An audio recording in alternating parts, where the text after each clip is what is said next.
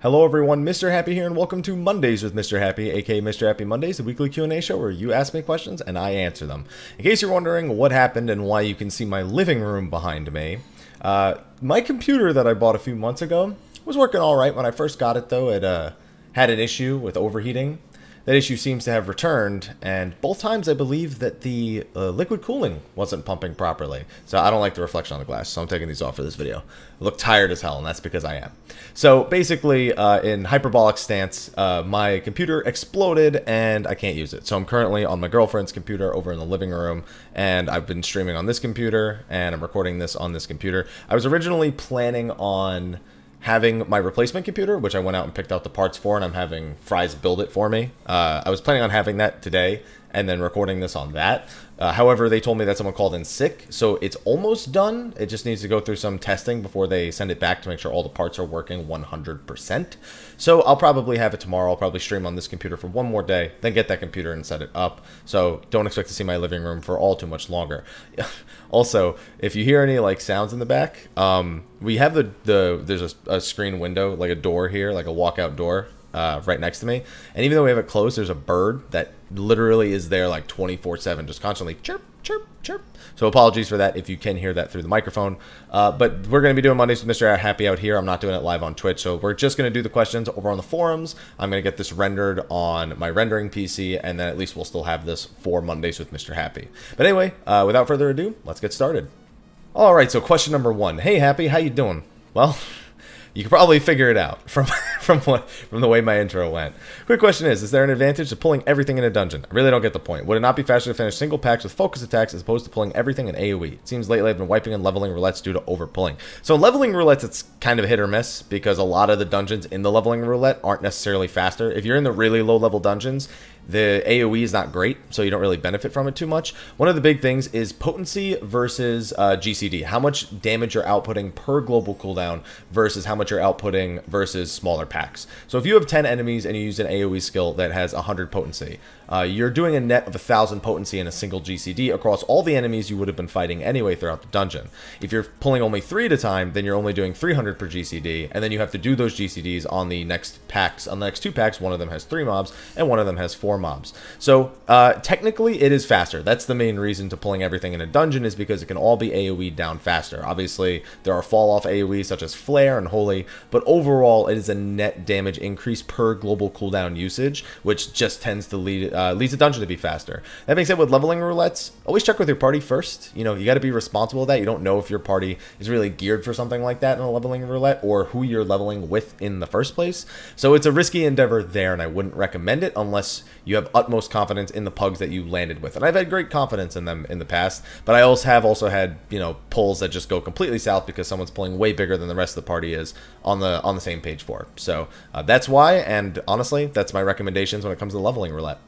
Alright, question number 2. Happy. Kildastic Jones here with a serious question about serious business. Are you planning to play East Lacrimosa of Dana? You know, I did play one East game for a sponsored video, and honestly, it was a good game. So I'm not against doing that, but you can already tell I got some stuff going on. Look how tired I look with everything. So let me focus on getting what I got to get done first, and then we could think about it later. I still even got to finish Final Fantasy 12. I'm not done making videos for that, and I'm not done streaming that yet. So I got to get my platinum trophy in that. 2. What do you want for some of the future content planned? I'm asking what you think will happen, but what would you like to see? Eureka return to Evilly. So what am I looking forward to?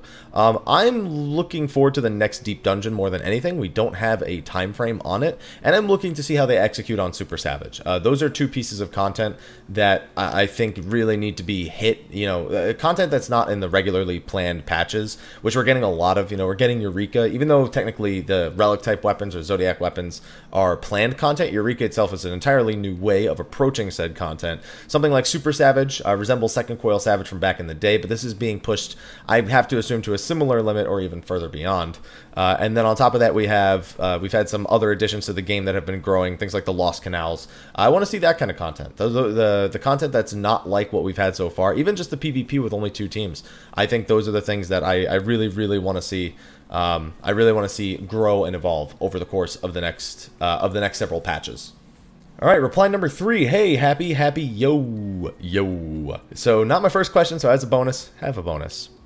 I don't know how that works. I've been maining tanks since 2.0 closed beta, and I enjoy the crap out of it. I learned about the new 4.0 role actions in one of your early Stormblood videos, and I remember you saying that Shirk was somewhat not that useful because if both tanks were good. Well, so I said I didn't say it wasn't useful. I said on the surface it didn't look as useful, which has clearly been proven wrong. It's been used to great effect in the recent content. It just sounded like an assistance tool regarding tank swaps, and it's used for that still now, and it just makes them super easy. As easy as tank swaps can be, Shirk can be used to really pass on a lot of enmity. Even if you want to have like a warrior open up with Unchained and then pass on some of that enmity to the off tank to make sure that they're both first and second on the aggro list, there's been a lot of very creative uses for it. So that was more of a predictive statement more so than a definitive statement. That being said, it has been really, really, really good. So I would definitely recommend learning how Shirk is going to be used, how it can be effectively used, and how you can integrate it into your gameplay. All right, next question. Hey, Mr. Happy, glad you liked the bonus last week. Blitzball extermination. I hate Blitzball too. We're good friends. 2, hopefully with short answers, quick questions this week. 1, Return to Evilise. What do you want to see the most? I want to see Matsuno really impress people, because the fact that they brought on the original Evilise creator for the story there, people have high expectations. It's really not something that you can flub up on. So I hope they gave him a lot of resources and a lot of room to make it a story that sets in the Evilise, not necessarily in the Evilise universe, but steeped in Evilise lore that everyone can be happy with. And I think that's something that's really, really important, especially for Matsuno himself. And question number 2, what party composition do you think is overpowered in the Zodiac Age? So the Zodiac Age actually is... everything's overpowered. The main reason being the original game, the Zodiac Edition, IZJS, was only planned to be beaten with 6 jobs out of the 12. Zodiac Age was not rebalanced for the fact that you now have access to all 12 jobs in a single playthrough, or you can double up on the jobs that you think are OP for your playthrough. So you can actually make use of some of the combinations that you just couldn't make use of before. On top of that, it feels like some of the RNG manipulation, even without the cure list, has been figured out when it comes to Zodiac Age. So there's some really OP items that you can get very easily, just like you could in the old game. So I don't think there is one set OP party composition, but I think that the capabilities of your characters are so far and beyond what the game is balanced for that pretty much every job combination is going to be OP. I'd say the one big thing is the OP abilities, just like IZJS, are the ones that lower the opponent's stats, specifically their physical attack power, magical attack power, defense, and magic defense, because you can render them completely and utterly helpless for the entirety of the encounter, because these effects don't wear off for the whole encounter as long as they are alive and you're alive. Alright, question number 5. Hey Haps, what are your thoughts on Albion so far? What has piqued your interest, and how do you plan on playing? Large group, small group, solo? For answering, have 20 bonus points. That's one day worth of premium. So Albion I took on as a sponsored deal, and I'm always concerned. I put out an entire video about sponsored deals. So you know that I always have a deep concern about how my community is going to react to things like that. And more importantly, if I'm doing a sponsored deal for X amount of videos or hours, I'm concerned that I hope I have fun with it. Luckily, Albion, the first 12 hours, I have had fun with it. I've played it for a total of about 12 hours. A little bit more off stream. I have been grinding some of the tier 4 learning points, trying to get to my adept sacks. And I think what piques my interest is I'm someone who grew up with Final Fantasy XI, and as much as I like to trash talk that game, it did shape a lot of my MMO experiences going forward and the types of games that I look forward to. I wasn't much of a RuneScape player, and I only moderately enjoyed UO vicariously through a friend who played it religiously. So I don't really have much experiences there, but I did play a lot of old grindfests, and the fact that the skill tree is super involved in terms of the number of things you can unlock in it, it's unfeasible for me to ever think of unlocking all of those things, but I'd say that that's really the big thing there. Is it always feels like I have something that I can reach for, even if it's something minimal like plus 0.02 on a specialization or something like that through a long and arduous grind through that skill tree. As sort of tedious as it is, it's in some way relaxing to me, like almost like I'm taking my mind off of everything else and just hitting a tree or just farming trees or stuff like that. It's something I can actually like Netflix and not feel like I'm doing it because I'm bored. I'm just doing it because it makes the task a little bit more interesting for me. So Albion's definitely something that's more geared towards those who played RuneScape or Ultima Online. And once I'm done with the sponsored stuff, I'll be doing an unsponsored video talking about Albion overall, at least for the first 15 hours, which, by the way, barely scratches the surface on what you're capable of doing in Albion Online. All right, number 6. What's wrong with Blitzball? Also, bonus question. What's wrong with Blitzball is that it's one of those things. There's nothing wrong with Blitzball inherently. I don't like it that much in 10, but it's just that in 14, it's going to end up in the same boat as all the other Gold Saucer stuff, and that concerns me. Also, bonus question. You skipped a very disturbing question last week, and it's not on the forums either. No, it wasn't a disturbing question. It was just not a question that belonged on the forums. There's nothing disturbing about it. It was just like, why would you ask that on the forums? And the person was watching me live, and they said, oh, you didn't like it? And I was like, no, I didn't. Please don't do that ever again. And please, I deleted it, actually, from the forums. So it wasn't even them. It was me. Alright, number 7. Hey, Mr. Happy, longtime player, but new-ish viewer and first-time asker. Take a lifetime supply of infusions as bonus. As long as I get the updated infusions as they come out, then we're good. Anyways, I have a quick question and a semi-question afterwards. Semi-spoilery name drop. Alright, let's see if I can read it. Okay, I just answered the Blitzball part. So the first part of the question is Blitzball. So the second part is the name of the final boss from the main scenario. Technically, I'm spoiler. I don't care about spoilers at this point, but I'll still respect it because some people might complain. Spoiler warning, when I do the thumbs up again, it means spoilers are over, but as of right now, spoilers are officially on. We just have to hide it from the screen. And there we go. So my second part is about Shinryu and people asking for it to be nerfed. Me and the people I surround myself with when we play have always been pushed to the best we can be. Wiped the Shin first blind, which almost everyone did because of Tidal Wave, and then down it and never been back. And I think it was very difficult, and I don't think anyone who tried even a little would struggle with this. Are people really this lazy? It's not necessarily lazy, man. Some people just aren't on the same page as you and your team, and they really would prefer to have a more laid-back, casual experience as they enjoy the story. They're not looking to even be remotely challenged via story aspects. They just literally want to enjoy the story, and those are generally the people who call for those nerfs. Me, personally, don't agree with it. Something like Shinryu should be the difficulty that it is right now because he's the final boss in a storyline of a quest. I can't think of any game where I've ever been like, man, the final boss is ruining my gameplay experience. Yes, there are games back on the NES and stuff like that, but generally if the final boss itself is ruining it for you, it's because the rest of the game was a pain in the ass as well in some way. Even looking back to some of the classics like Castlevania and whatnot, some of those final bosses were just dumb. Even if you were able to get through the rest of the game and get to that final boss, there's no guarantee you are actually going to be able to deal with it on your own. So it's just a difference in gameplay experience, and because it's an online game, some people's interpretations of what it should be is different from others, and they voice their opinions, and it leads to situations like that. But I'm on your side. I don't think something like Shinryu should be nerfed. I would like to see something thrown in there, maybe higher tombstone counts or something like that, to make up for the fact that it is more difficult, to maybe encourage people to stick through it instead of leaving immediately. But that's going to be a tough call to make. So that would be my answer to the question, so spoiler over. Alright, question number 8. Hey, Happy, to reply to the Evo comment from last week, I'd rather look at Evo as a tournament, which can indeed entertain, but wasn't even the fighting game question. So now have a question roulette. I don't really have a title for this one. Well, that makes me curious, so I'm going to take that one. Let's see. With 4.0 onwards, a theme of liberation, what are your thoughts of the story content for 5.0 onwards? I feel like it's impossible to tell, because we're not conquerors. We're not going to deliberately push back against the Empire and try to take their land back from them. So it's definitely a bit curious to see. I wouldn't be surprised if we end up eventually working with them in terms of just sort of coming to sort of like a peace treaty between all of the nations and the continents and whatnot, and then venturing off into some other area, perhaps Mrhappy, perhaps the New Lands. There's actually a lot of places that are eligible for us to go. So there's really no way to tell the direction right now. We probably have to wait till closer to 4.2 or 4.3 to really gain something that's more solidified in what is actually going to be evolving over the course of the story for the next several major patches. Number 9. Hey, Haps, no bonus, but I have a bonus question. What is your favorite and least favorite bonus you've ever given? I can't remember them all, man, but ones that involve either food or deleting Blitzball are definitely my favorites. Now for the proper question. Since picking up the Zodiac Age, every time I play, I've been streaming using the built-in PS4 functionality. It pretty much sucks. Yeah, unfortunate. But I don't have money time to set up a stream properly like you professionals do, and I'm just streaming for fun and don't really care about viewer numbers. So, yeah, that doesn't matter. Anyway, each time I finish streaming, I export to my YouTube channel, but I notice that any tags I get entered combined into one giant tag. Are you separating them via a comma? Because I don't know how tags work on the PS4 version. When you insert them manually into YouTube, you just press enter in between each of them, and that'll enter the tag. On most other platforms, if it's exporting to YouTube, generally a comma separates them. So that would be the best thing I would say, but if you're looking to tag them on YouTube itself, just type them in individually and press enter. It takes a couple of minutes to get all the tags that you probably want, but you usually do some standard stuff like, Zodiac Age, let's play, gameplay, style, job, class. Like, you just add a bunch of keywords pretty much to it in order to make sure that it pops up in search results a little bit more easily. That's the best thing I can give. I've never used the PS4 export feature, so commas are the only thing that come to mind.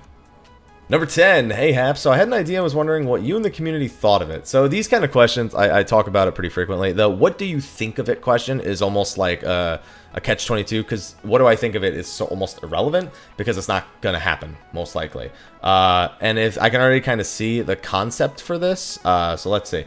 I'm calling it added EXP, basically a sliver on the bar just below your EXP bar in a class job section. The way to fill it up would be to do instances below the current level cap, so stuff like Level 70 doesn't count. You only get 1/3. Here's the kicker. The obvious would be applied to a job once you know. Yeah, I don't like that. I don't like the idea of playing your level 70 job and then getting a bunch of experience points on your lower level job. I'm just not a fan of it. Leveling new jobs is not slow as it is right now. Palace of the Dead is fast as hell. As boring as it may be, I mean, either way, you're talking about spamming other content anyway.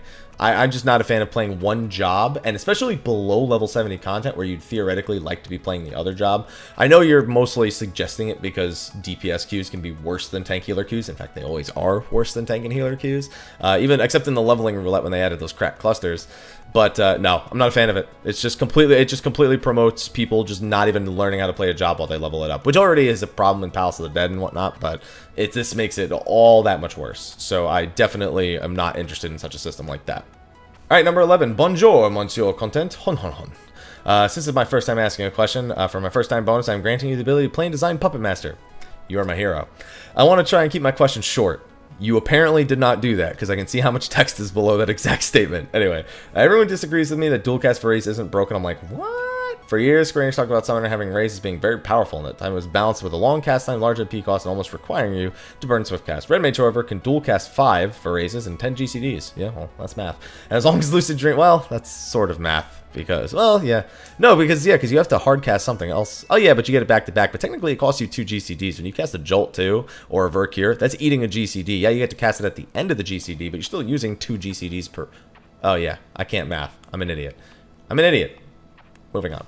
Anyway, yeah. So they can cast all those raises. The thing is, that comes in handy as a utility when you need to res a healer. However... I don't know, man. I don't really care all that much about the Red Mage having that many extra raises, because if people can't do the fight and they just keep fucking dying anyway, it's going to be a wipe regardless. If you needed 5 for raises to come out, unless you're doing like something like super casual like Susano, and maybe it's like a tank, a healer, or 2 tanks and a Red Mage surviving. I've seen it happen, and it totally can. But in the actual content where performance matters over survival, then these raises are, as kind of stated here, you know, and as something that is nice to have, but doing the fight correctly should come as priority over everything else. So I personally don't value it very high either, but it is nice when you have it and somebody dies and the healers don't have to stop doing their responsibility. You can throw that responsibility over to the Red Mage. Technically, you could do that with the Summoner as well, like you were stating. That being said, if multiple people die, like 2, you could be the Red Mage hero. It's just, you really don't want to be sticking that responsibility on them for that frequent of a time. You don't want to be losing the DPS. You don't want to be losing, you don't want them to be running low on MP for their actual DPS rotation in the longer fights. But that being said, it's nice to have, but I personally don't care too much about it because doing the fight right takes priority. Alright, number 12. So, Mr. Happy. Every release, we had a city scene development with each patch. Somebody asked me this the other day. I don't think it'll be Doma Castle. I mean, Doma Castle is a nice thing, but that's not a...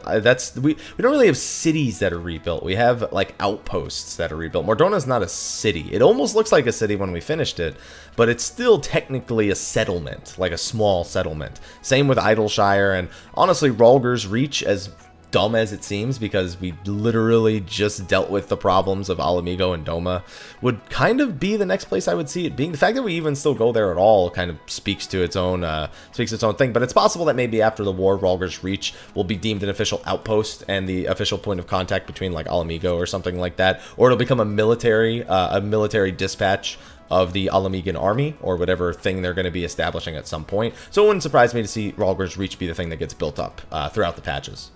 Alright, number 13. Hello, Mr. Happy. It's been a long time since I last asked a question, but as you said last week, no first-time bonus. It would have been great. My question is, do you believe the idea of getting rid of multiplayer content throughout the entire main scenario quest becoming more popular? If yes, do you see Square moving more in the direction? No, I think this kind of goes back to what happened in one of the questions that we had earlier. It's an MMO. If you don't like teaming up with people, you probably shouldn't be playing it in the first place. I mean, that's just the truth. You're playing an MMO, and I understand you want to enjoy the story, but if you dislike playing with other people that much, it'd be like asking League of Legends to go single player. You know, that's a MOBA, it's PvP, but it's a similar effect. You know, it's not. That's the game that it is, and it doesn't matter if you dislike the fact that the story requires teaming up with other players. The game you signed up for, genre, is a massively multiplayer online game. Multiplayer online. So no, I don't see that happening. I just don't. I think it kind of goes entirely against the entire point of having an MMO in the first place. So, no, I don't see them doing it. I don't think they will, and I don't want them to. Alright, number 14, howdy, happy howdy to Mr. Happy. That did trip me up a little bit. Although it may be odd, may you find Blitzball enjoyable? No. The question of Mr. Happy Roulette, meshes, environment, missing attractions, spoiler 2.0, silly question, lore questions. You can also use them for State of the Realm. I am going to go with meshes, environment, I guess. Let's see. With the amazingness that is Kugane, do you think they will go back and merge, add old zones to 2.0 cities? No. They've already said a million times over that as much as it would be nice to go back and do stuff in the 2.0, they have very little interest in working on old zones and old content when they could be working on new stuff going forward. So, no, this is not going to happen. Alright, number 15. Hey, how you doing, Haps? I'm doing alright. You doing? Yeah, you say you doing alright. Alright, Destiny 2. Hey, look. That's the shirt I'm wearing right now. How did you know? The avatar, the tool, the quest. So let's see. Question roulette. I'll take the avatar. I've been taking the first questions.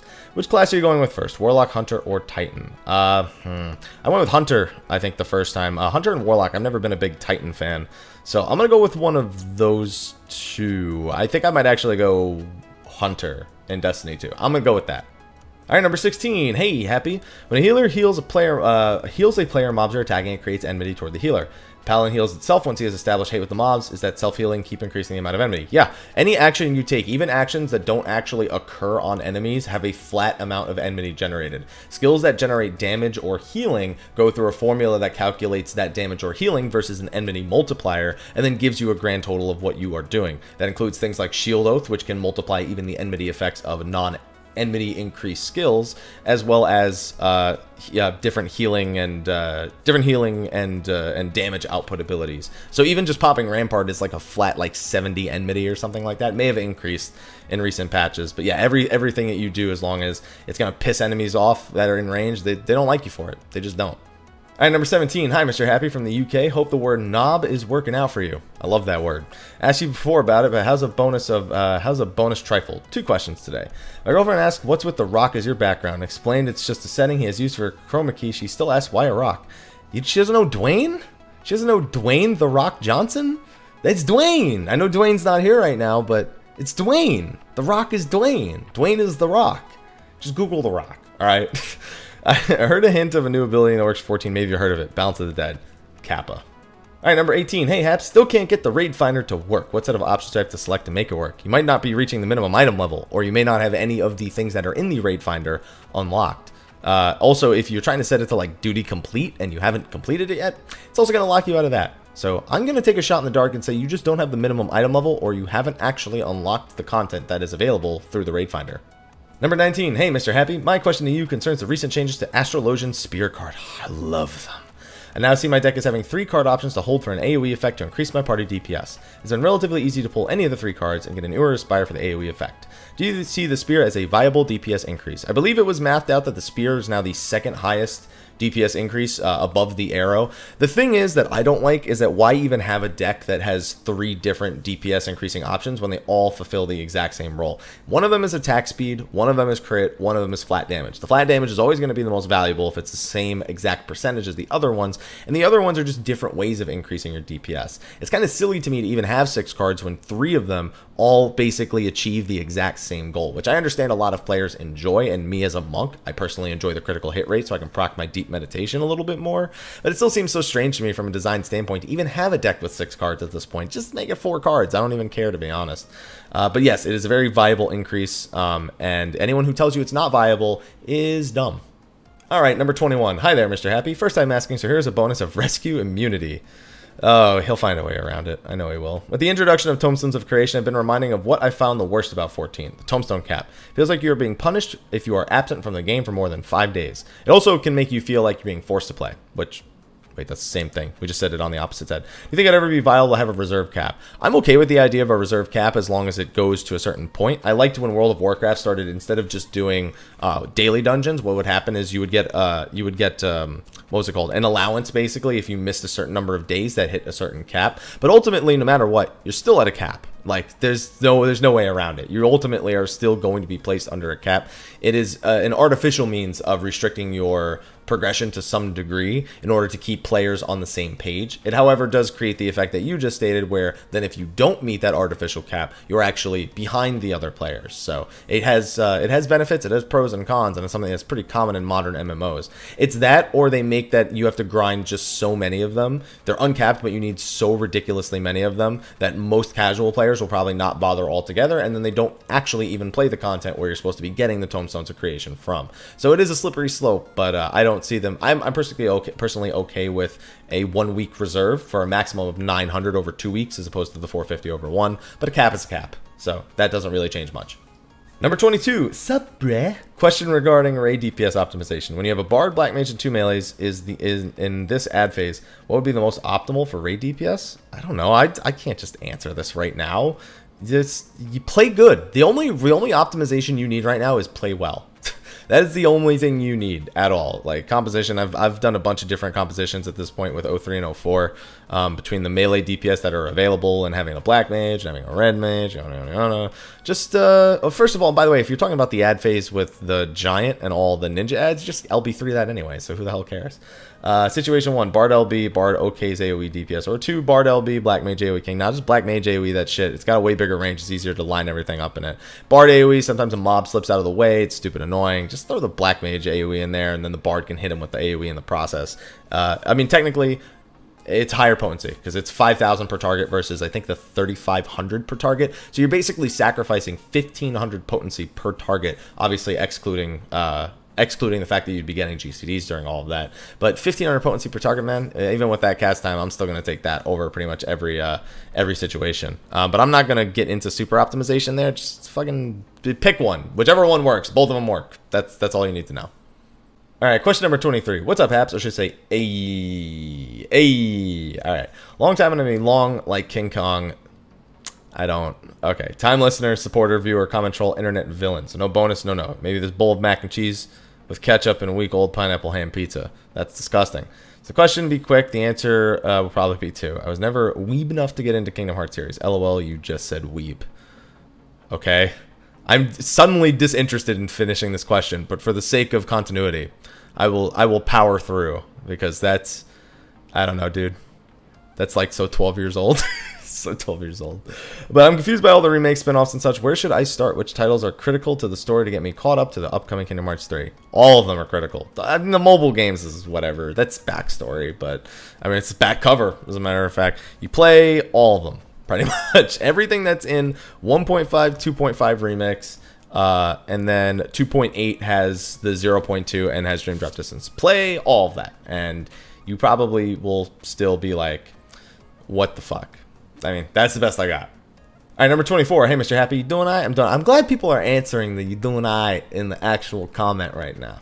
This is my second question ever, but I like you, so help yourself to a bonus of all the dank 14 memes, because it'd be like all my name days have come at once. Sorry, I had to do it. But my question, so I'm new to the whole raiding thing because I mostly played catch-up to 3.56, so Omega is my first raid. So far, it has been gentle with me. I'm a red mage, and according to my friend, when I'm not being racist with my mana, I make that joke all the time, too. And I just called the last guy 12 years old. I'm no better.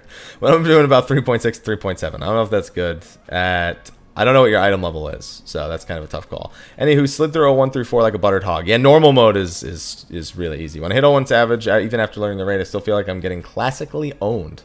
Now, those are classical elements.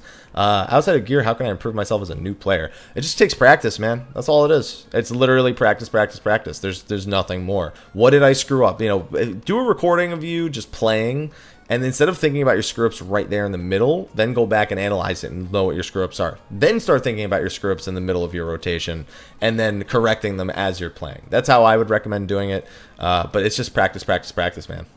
All right, number 25. I got a savage rating question for you. Why, hello to you, too. Thank you for saying hello. Do you think floors 3 and 4 will ever be puggable? 3 is definitely puggable. 4, if you're lucky. I mean, that's gonna come down to the truth. 3 is definitely puggable, but it'll be more puggable in future weeks once people get their hands on like early model tomestones and some creation gear and drops from 1 and 2 and whatnot. But totally, I pugged to about 50-60% on that fight before going in with one of Elysium's raid groups who had finished 04 Savage, and it was done in no time. Like, it was, like, as a DPS, honestly, I was kind of bored on 03 Savage because my personal responsibilities were so, like, second nature to me that it was like, oh, okay, library phase, I know how it's done, stand on the square, jumps to whatever square, I know where to stand for this, I know to go to the mid. It was like, I don't know, I thought 03 Savage as a DPS was, like, pretty easy. I think all the fights are more stressful for healers and maybe tanks than they are for DPS this tier, even in terms of trying to beat the enrages, but... yeah, no, I totally think 3 is puggable. I mean, most pugs will get to the library and then disband, but the part after that could be a struggle for pugs, but totally beatable. All right, number 26. Hey, Mr. Happy, have a happy mask from the Happy Mask Salesman. Totally not transformation related. It totally is. Anyway, to the question. We've seen a lot of major real-world mythology referenced across Final Fantasy, and a lot of tropes that have come out of it. Any particular mythology that you, or mythoi as you're calling it, you have not seen referenced? Not that I know about. The thing is, I'm not like super well-versed in random mythologies. I educate myself about mythologies after being exposed to them, usually through a game, specifically Final Fantasy, or other ones. You know, if there's any other game that uses those as reference, I generally learn about them after the fact. So no, there's none that I could particularly think of, but I'm always interested in seeing more of them. So if they can integrate ones that I'm unaware of into gameplay, it makes things more interesting for me because it becomes basically a giant learning curve for me. All right, number 27. Hey, Haps, 2 questions again this week. I guess 3 questions, technically. I used to watch Game Breaker's 14 Nation, or XIV Nation, as we call it to everyone's annoyance, back during A Realm Reborn. I remembered that you were one of the show's hosts. What has kept you so attached to 14 since then? And have you ever been unsubscribed at some point for any reason? No, I've never been unsubscribed to Final Fantasy 14. 1.0 was the only time when I was unsubscribed to Final Fantasy 14 for any given time. Final Fantasy is a game that really shaped my childhood, so I have almost like a fanboy-esque dedication to the Final Fantasy series, even through its darkest times. So that's a big reason that kind of it pulls me in. But also, it's just a game that I feel like I can be proficient in, I can enjoy, and I can play at a reasonable pace. I'm used to playing MMOs that takes a deep time investments prior to Final Fantasy 14. That playing Final Fantasy 14 is the first time I've played an MMO and not felt stressed about playing an MMO in regards to when I'm logged in, what I'm missing, you know, what I'm not capping. It feels like I'm always able to take a step away from the game if I really need to and play something else and enjoy it without really missing everything. And that's something that feels really good for me as a longtime MMO player in general. And then also, by the way, spoiler warning just in case your answer is a spoiler. Oh, okay, so you have a question that's not a spoiler, but you're afraid that the answer might be a spoiler. Okay, yeah, so you're just asking me what part about Stormblood have I least enjoyed? Apart from NPCs, you know which ones, and server problems. I don't know, Stormblood's been a pretty solid experience for me overall, and I'm not somebody who was, you know, playing a job. I'd say probably the worst thing was people really underestimating Monk. I was kind of concerned with Brotherhood going into actual content, but now having done all of Savage on Monk, all 01 through 4 Savage on Monk, and being the top parse at the end of 04 Savage, only because the ninja who did all 3 LB3s, by the way, I thought that it was... I don't know, man. I can't name any, like, one specific thing. I don't really want to throw the server problems in there because that's not Stormblood, that's the server. And I didn't do all the side quests, so they didn't really annoy me all that much. So, I don't know. I don't really have something that I least enjoyed because it makes it sound like I disliked it. I just had some things excited me more, like the prospect of who the final boss was in Savage. You know, things like that excited me more, but that doesn't necessarily mean I enjoyed other parts less. I'm not a crafter, so you know what? Easy default answer, crafting. I least enjoyed that because I haven't done any since 4.0. All right, question number 28. Hello, Mr. Happy. I hope you are enjoying Omega Savage. I did. One, how are you making Gil since Stormblood started? Desynthesis has been a really big one. Sorry, I got something in my eye, so I'm just going to do that real quick. I don't know if I actually got it. So I've been desynthesizing gear for Dawn Surge, and then I've also been doing Lost Canals. Before Lost Canals came out, I was also doing Gagana skins for Taoist Wool, which worked pretty well. I got a handful of Taoist Wools, which I sold for like over 500k each, anywhere from 500 to 700 really. And Lost Canals I've been doing since it came out. I've spent a few days in there, and I've made a few million in even just straight up gil, just from completing the floors as often as we did. But it's definitely not as good a money as Desynthesis was. Desynthesis has really been my my big money maker. 2 is the Warrior of Light a lone wolf? I mean, that's one way of looking at it. I mean, they really don't ever talk to anybody outside of these scenario quests, but everyone seems to know who we are. There's some camaraderie that the Warrior of Light seems to have with other adventurers in terms of the story output, but it doesn't ever feel like you're really connected to those other party members strictly through the lore. They almost seem like a means to an end for you to complete your goal, and then there's no interaction with them at all outside of that in any other cutscene. And 3, class quests have been really interesting. I enjoyed Red Mage, Goldsmith, and Blacksmith. Which story of the class quest chains has been the most enjoyable for you? I haven't done them all, so I couldn't possibly vote on any of them. I don't care for Game of Thrones references though, so Red Mage is definitely off that list. Samurai was okay, and Monk I really enjoyed, even though I misunderstood it the first time I played through. But I haven't played them all, so of the ones I played though, I'm going to go with Monk. Alright, number 29. Hey, Mr. Happy. Before we start, I'd like to apologize for last week's question. Thought it would be funny, and you'd laugh, and I'd laugh, and we'd have a good time. Had I known it would be annoying, I wouldn't have done it. For that, I'm sorry. I appreciate the apology. And I swear if I scroll down right now and it's something equally as bad after all of that, I'm going to be twice as aggravated.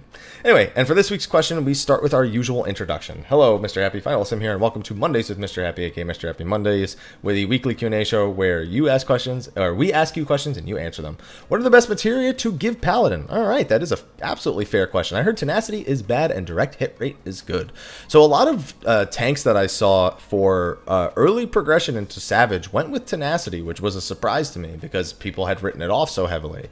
I guess maybe after the math showed about 200 tenacity to 1% increase in both damage dealt and damage received. Based on that math, I could see why you would take it for progression. If you're not hardcore progressing though, and by the time you beat 04 Savage, you fully expect to have a few pieces of creation gear or a few loot from 01 or 02 Savage or 03 Savage as well, by that point tenacity will have worn out its welcome, and by that point you'll be remelding anyway. So for left side armor, where you can't meld any main stats, direct hit has been king in terms of DPS output. You go from a 0% direct hit rate to about a 14% chance to land a direct hit, which is a massive DPS increase. Because your defensive options in terms of melding are sparse other than tenacity, that seems to be your best bet to go with. For right side accessories, if you're going the route of crafted accessories, you'll put a strength 6 in the guaranteed slot, you'll over meld a single direct hit rate number 6, and then the remaining 3 melds would be direct hit 5s. That's obviously a very expensive route, and if you're not going with crafted accessories at all, you're probably best off going with strictly one strength meld in your vitality accessories, regardless of whether or not they're 320, 330, 340. You'll just, as you upgrade them, throw that strength materia in there, you'll be good. As for direct hit rate versus critical hit rate overall, direct hit rate, there's been a lot of disagreements about how stat weights are working. However, there's been one unanimous thing. Direct hit rate is incredibly strong right now. So almost every job takes direct hit rate over everything else, except for jobs that have major outputs regarding crit. So Bard is the big one, Monk being kind of less so because Bootshine kind of cancels it out a little bit. And I've still seen Black Mages going with spell speed, but I can't comment on them officially because I haven't had a Black Mage tell me if it's direct hit or spell speed that they're prioritizing most. I've seen some that are kind of split somewhere in the middle, so I'll just tell you that that's what I've observed and that's what has been going around the community. And this is the final question. I thought I had 33 questions. Turns out I only have 30. Hey, Mr. Happy. Oh, by the way, we skipped one because it was someone saying that they had a question and then they edited their comment to say they found the answer. So we just skipped it. Thank you for editing that, by the way. Hey, Mr. Happy. 2 questions here. Longer one first. First, you may or may not recall that I asked a question about healer DPS attributes a few months ago. Since I figured out you would have a more moderate opinion, I expected a calmer response tonight than expected. I remember you saying that you went Super Saiyan during the answer. I expect people on the extremes to be passionate about their opinion, but not expect you to be so. Why are you so passionate about asking people to be chill? If that question makes any sense. Because people act like it matters in a lot of content where it doesn't matter. For me, it's not worth the mental stress or the headache or the rage or the anger to show a great deal of disdain towards somebody for, in a 4-man dungeon, picking to DPS, choosing the DPS or choosing not to DPS. I'm sorry, I can deal with the extra 4 to 6 minutes of my life that I might lose from a healer not DPSing. And it boggles my mind that people could care so much that they could go on these random outbursts in an actual dungeon that is in no way going to be a problem for them to clear with or without the DPS, and talking down to people as if they are superior to them in some way, which, newsflash, it's a video game. No one's superior to one another. Yes, skill-wise you can be superior to somebody, but don't act like a superior individual in terms of your personal outlooks and whatnot, because, well, that's just ignorant. I'm not superior to anyone who asks me any of these questions. I don't think I am. They're asking me a question and I'm answering it. That's just the end of it. Sometimes I have the right answer, sometimes I don't. And yes, the sun is kind of waving in and out, I just noticed through the recording. It's the trees, they're going... you know. So that's why I got super passionate about it, because when I see that, it just boggles my mind, in all honesty. Second, are you planning to pug all of Omega Savage? So I have pugged 01 and 02, and I got to Library Phase and an 03 Savage pug.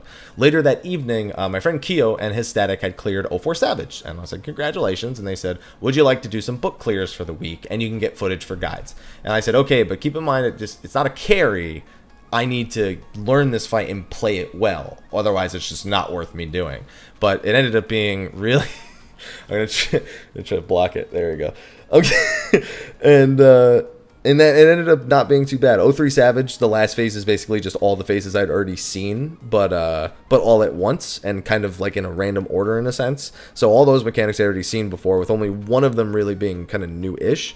And then 04 Savage, I had seen Layla stream it so much that honestly I felt like I knew it pretty well. We got through X-Death pretty quick. We got through Neo X-Death in like 4 hours total, although I screwed up more on Neo X-Death than I would have liked, specifically with Grand Cross Omega, mostly forgetting about acceleration bombs, if anything. Mechanic that is not new in any way, and yes, I know this looks ridiculous.